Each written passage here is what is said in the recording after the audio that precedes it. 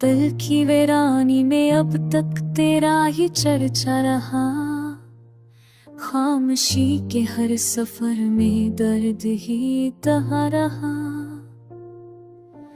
खुद के सहारा में जब उम्मीद की सूरत न थी, तेरी यादों का मगर एक साए हमरा रहा।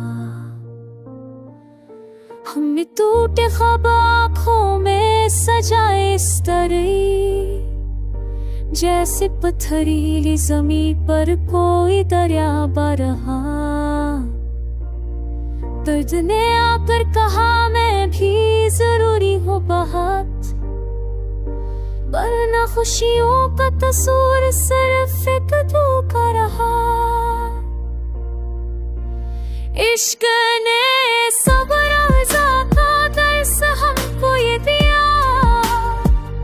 जो मिला किस्मत में मैं से इस पर ही शुक्र अदा रहा। तराते तभी सब्र का दर्स हमको ये दिया, मिला किस्मत में मैं से इस पर ही शुक्र अदा रहा।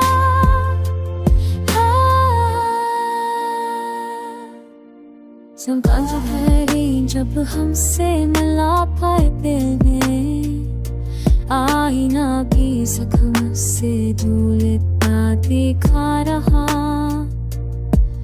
हमने रस्म को किया सब जाए तो कुछ हम नहीं, दिल से दिल का जो ताल्लुक है वही सच्चा रहा। तेरी आंखों का सफर अब भी रखा ही नहीं, अपने नजर में ही मरा सदियों का किस्सा रहा।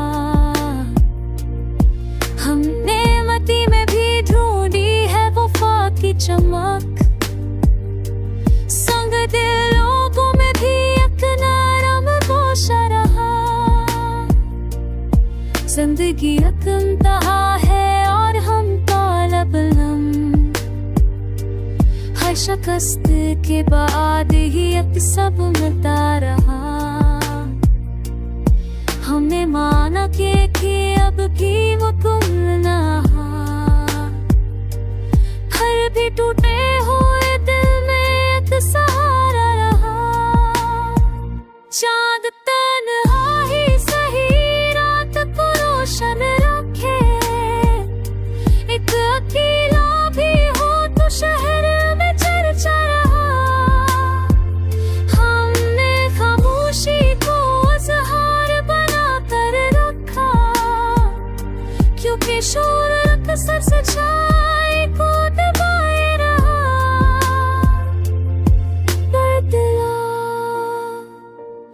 दर्द ने बख्शाया हमें ये फने सखन, जब दिल तो जा तो गजल बन के सनूरता रहा।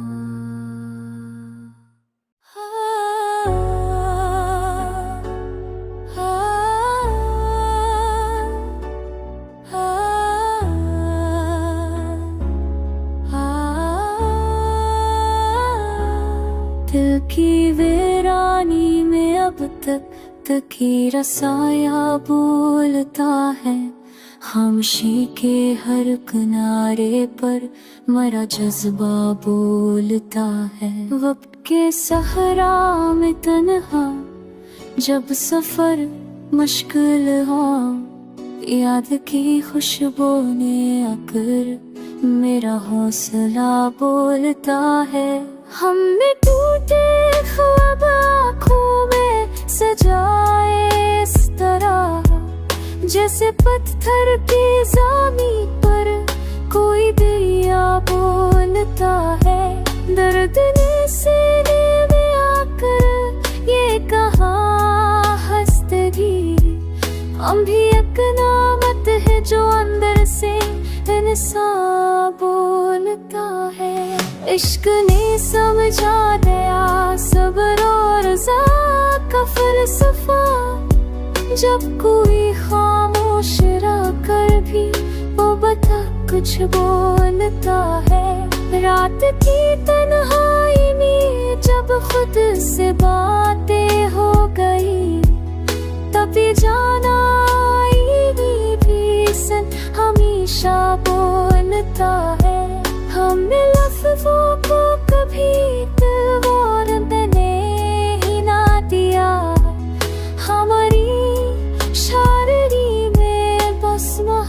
मोहब्बत बोलता है।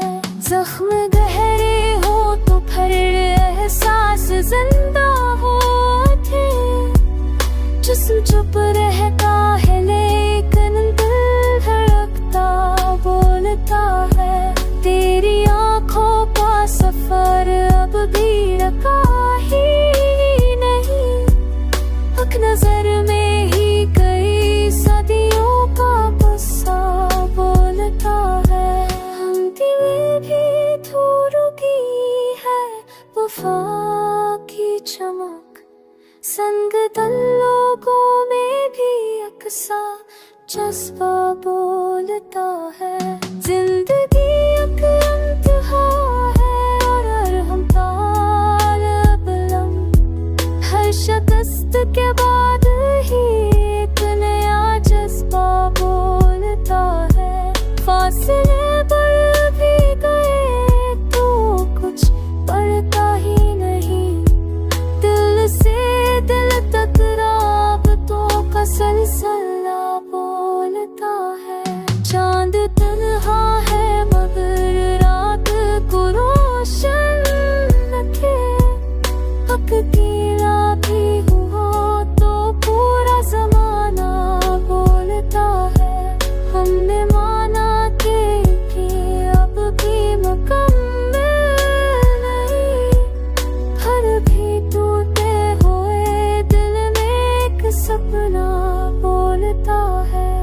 आखिर शाश्त ही बन जाते हैं नज़्मों का वकार, दर्द जब हद से गुज़र जाए तो ग़ज़ल बोलता है।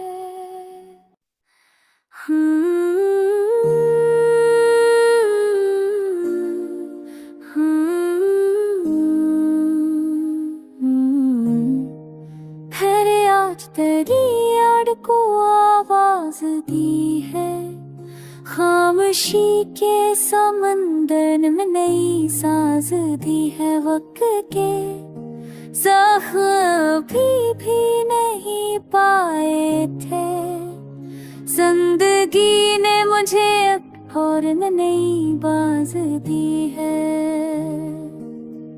ख्वाब टूटे तो हकीकत का पता ये निकला, दर्द ही वो है जैसे अम्र की परवाज दी है। हमने मई में भी एहसास के मोती ढूंढे, संग दिल लोगों को भी दिल की एक अंदाज दी है।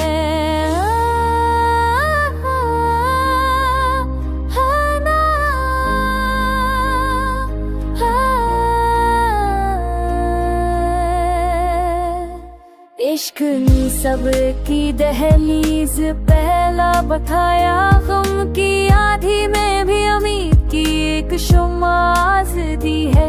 रात तन्हाई में जब खुद से मुलाकात हुई, मैंने हर खौफ को हम की ने इलाज दी है।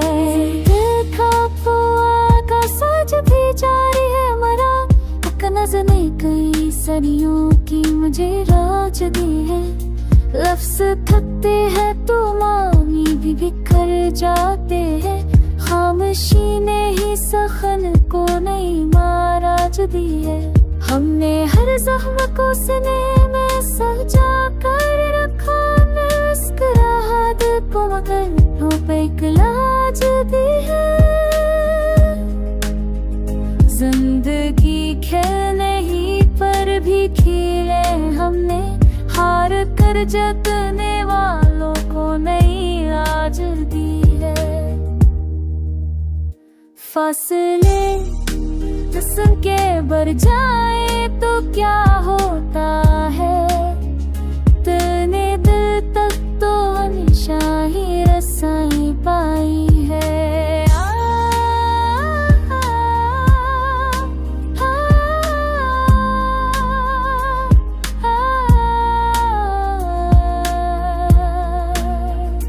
हमने माना के वफाब भी कहानी ठहरी, फिर भी अस्द ने हंसी ख्वाब को आवाज दी है। चांद तन्हा है मगर रात को रोशन रखता, एक अकेले ने अंधेरों को नई बाज दी है। आखिर दर्द ही शायर को बनाता है बड़ा, हमने अश्कों से ज़ल को नई बुनियाद दी है।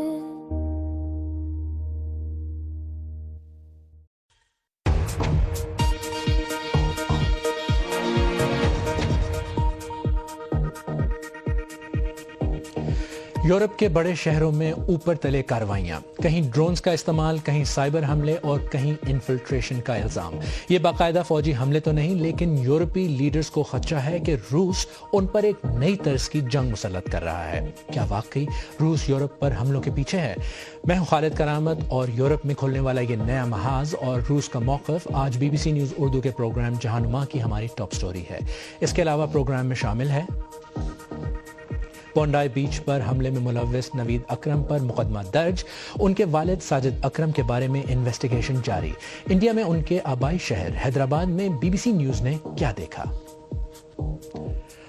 और चीन के बूट कैंप्स के बारे में इन्वेस्टिगेशन जो मुश्किलात पैदा करने वाले बच्चों की इस्लाह करने का वादा करते हैं। पिछले कुछ महीनों में यूरोप के कई एयरपोर्ट्स के पास ड्रोन्स उड़ने की वजह से फ्लाइट्स बंद हुई। ऐसे वाकयात बिजनेसेस को सख्त नुकसान और लोगों की जिंदगियों को बुरी तरह मुतासर कर रहे हैं।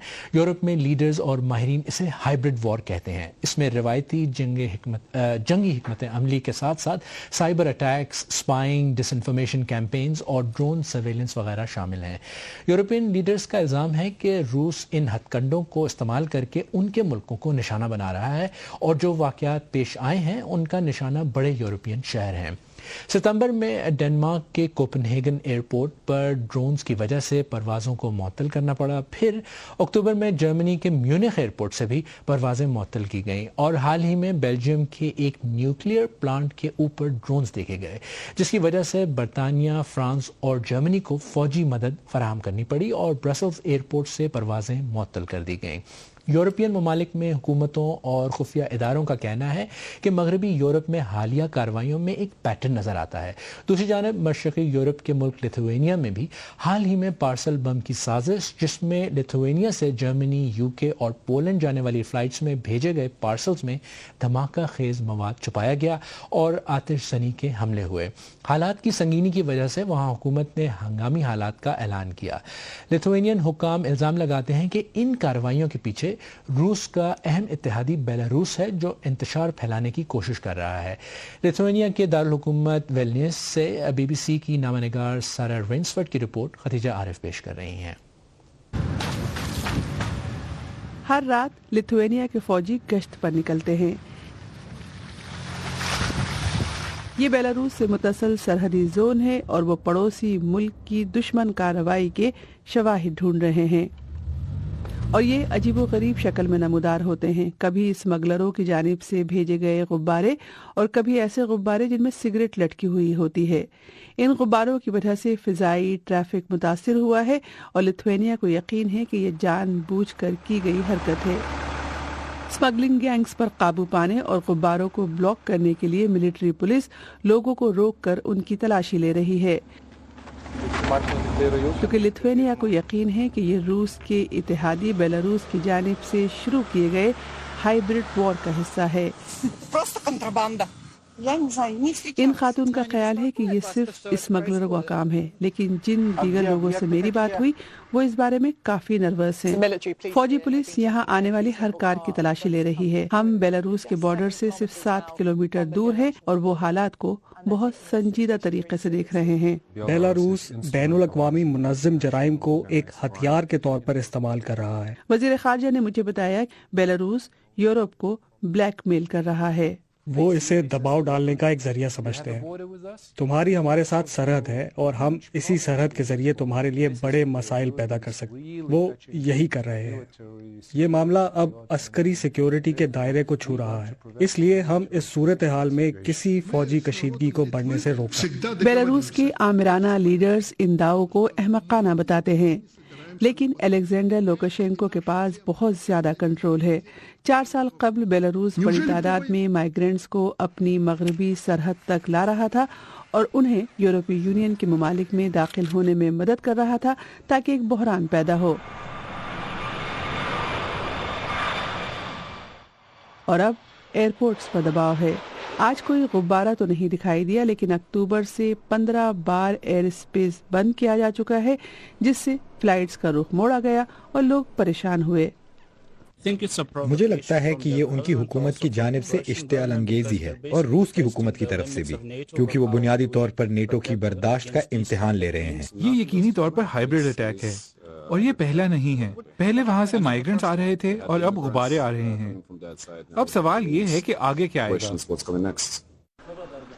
अब यूरोप की मशरकी सरहदें ऐसी लगती हैं, एक बेचैन दौर की तारीक अलामत। यूरोप में जो सोच है, जिस चीज़ से वो ख़तरा महसूस कर रहे हैं, उसका अंदाज़ा यहाँ बरतानिया की खुफिया एजेंसी MI6 की नई सरबराह के ताज़ा बयान से होता है। उन्होंने वार्निंग दी है कि दुनिया पिछली कई दिहाइयों के मुकाबले में आज कहीं ज़्यादा ख़तरनाक हो चुकी है। पूरी दुनिया को अब किसी एक खतरे का सामना नहीं, बल्कि मुतादिद सिक्योरिटी से मुतालिक चैलेंजेस का सामना है, और ये फौजी, तकनीकी, समाजी, हत्ता के अखलाकी हैं, और ये पेचीदा अंदाज में एक दूसरे को मुतासिर कर रहे हैं और तश्कील दे रहे हैं। इस वक्त हम जंग और अमन के दरमियान के एक नाजुक मरहले पर हैं। हमें जारहियत पसंद रूस से खतरा है, जो दिन ब दिन अपना कब्जा बढ़ाना चाहता है, यूक्रेन को नीचा दिखाना चाहता है और नेटो को हिरासा करना चाहता है। मुझे सुनकर बहुत गुस्सा आता है कि हजारों लोग अपनी जानें खो चुके हैं और ये तादाद दिन ब दिन बढ़ती ही जा रही है, और वो सिर्फ इसलिए कि पुतिन तारीख को तोड़ मरोड़ कर जबरदस्ती अपनी इज्जत करवाना चाहते हैं। अच्छा, रूस ने बार बार इस बात की तरदीद की है कि उसका यूरोपीय यूनियन के खिलाफ कोई जारहाना मंसूबा है, लेकिन सदर पुतिन का यह भी कहना है कि अगर यूरोप जंग चाहता है तो वो तैयार हैं। लेकिन ऐसा लगता है कि यूरोप को रूस की बातों पर यकीन नहीं है और वो एक लंबी जंग की तैयारी कर रहा है, जिसमें रिवायती और गैर रिवायती दोनों किस्म के खतरात शामिल हैं। और यूरोप से अब ऑस्ट्रेलिया का जिक्र, जहां बोंडाई बीच पर होने वाले हमले में मुलविस शख्स साजिद अकरम की नेशनैलिटी के बारे में मुसलसल सोशल मीडिया पर बहस हो रही है और उनके बेटे नवीद अकरम भी ट्रेंड का हिस्सा हैं। सबसे पहले तो हमला आवर नवीद अकरम के बारे में अहम खबर है। उनका ऑस्ट्रेलिया के एक अस्पताल में इलाज हो रहा है और उनके होश में आने पर अस्पताल के बेड पर ही उनके खिलाफ केस की हेयरिंग हुई, जिसके दौरान उन पर 59 जुर्म का मुकदमा दर्ज किया गया, जिसमें 15 कत्ल और 1 दहशतगर्दी का जुर्म शामिल है। दूसरा हमलावर साजिद अकरम की नेशनैलिटी भी मुसलसल सोशल मीडिया पर बहस का हिस्सा है। हमले के बाद इंडियन मीडिया पर यह इल्ज़ाम लगता रहा कि वो पाकिस्तानी है, और अब जबकि उनकी इंडियन पासपोर्ट के बारे में इंकशाफ हुआ है तो तवज्जो इंडियन रियासत तेलंगाना के शहर हैदराबाद की तरफ है, जहां वो रहते थे। BBC न्यूज़ की एक टीम उनके आबाई इलाके गई। जो एरिया में रिश्तेदार रहता, हम ही उसी एरिया में हम लोग अभी मौजूद था, लेकिन जो रिश्तेदार का घर है वो रिश्तेदार का घर को ताला लगाया, कल से भी वो ताला लगा के देख रहे, और जो वो लोग कहाँ गया वो अभी तो नहीं मालूम था। लेकिन जो आसपास में रहने वाला कुछ लोग बोल रहे हैं कि जो ये एरिया का नाम सुन के हम लोग थोड़ा शॉक में था। तेलंगाना पुलिस का कहना है कि वो इस मामले में तफ्तीश में किसी भी तरह के ताउन के लिए तैयार हैं। दूसरी जानिब ऑस्ट्रेलिया में साजिद अकरम और नवीद अकरम के बारे में इन्वेस्टिगेशन जारी है और हुकाम जिंदा बच जाने वाले हमला आवर की हालत बेहतर होने का इंतजार कर रहे हैं ताकि उनसे बाकायदा पूछताछ की जा सके।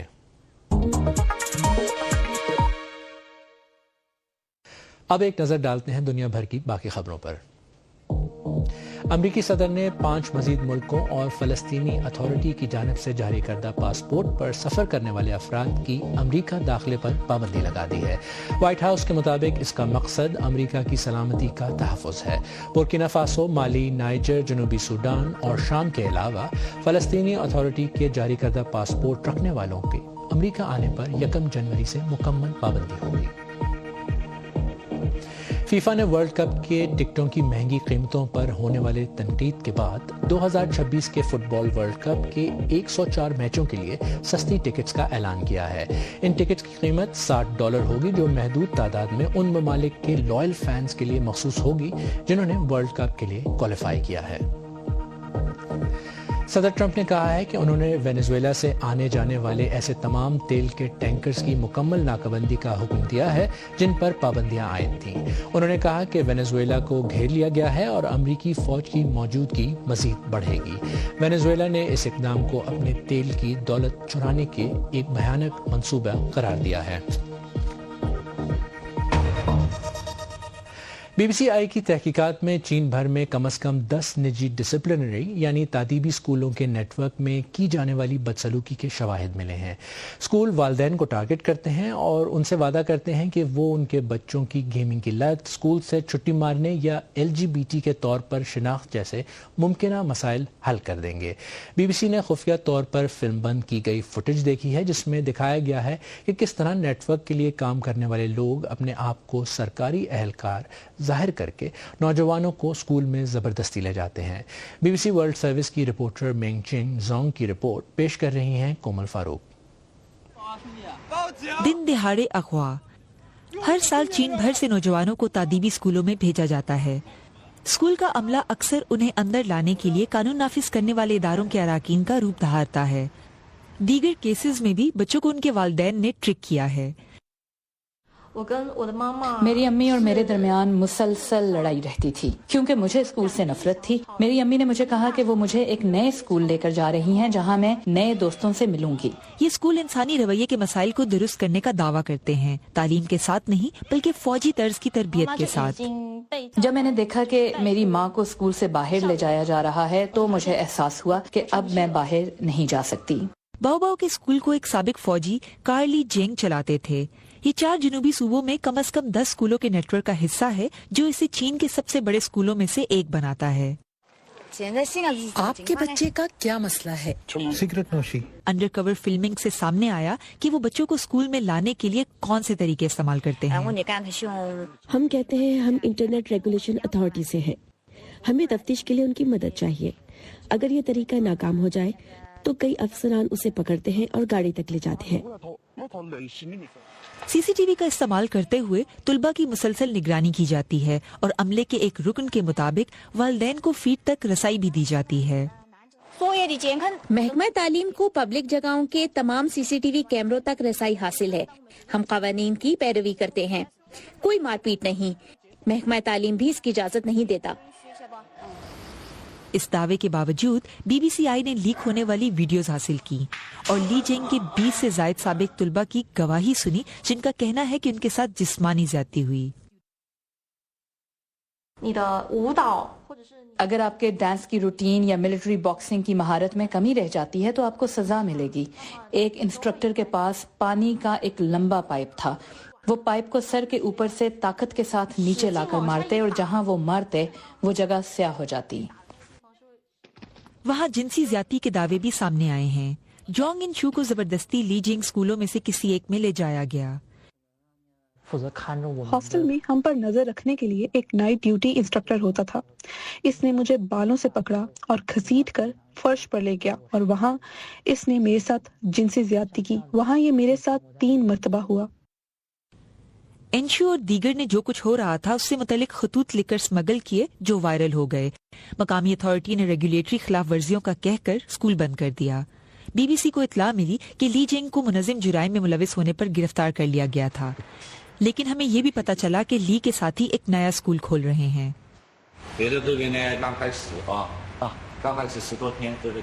स्कूल अभी शुरू हुआ है, इसे खुले अभी सिर्फ 10 ही दिन हुए हैं। मुतअद्दिद कोशिशों के बावजूद ली जेंग और उनके साथियों से उनके मौक़िफ़ के लिए राब्ता नहीं हो सका। हमने अगवा और बदसलूकी के सबूत चीनी हुकूमत के सामने रखे। उनका कहना था कि तमाम तालीमी इदारों पर लाजिम है कि वो कानून की पासदारी करें और वो नाबालिगों के तहफ़्फ़ुज़ को बहुत अहमियत देते हैं। लेकिन अभी भी इस ज्यादती का जिम्मेदार नेटवर्क फाल है। ये वालिदैन को इस दावे के साथ टारगेट करता है कि उनके बेटों और बेटियों को फर्माबरदार बना दिया जाएगा।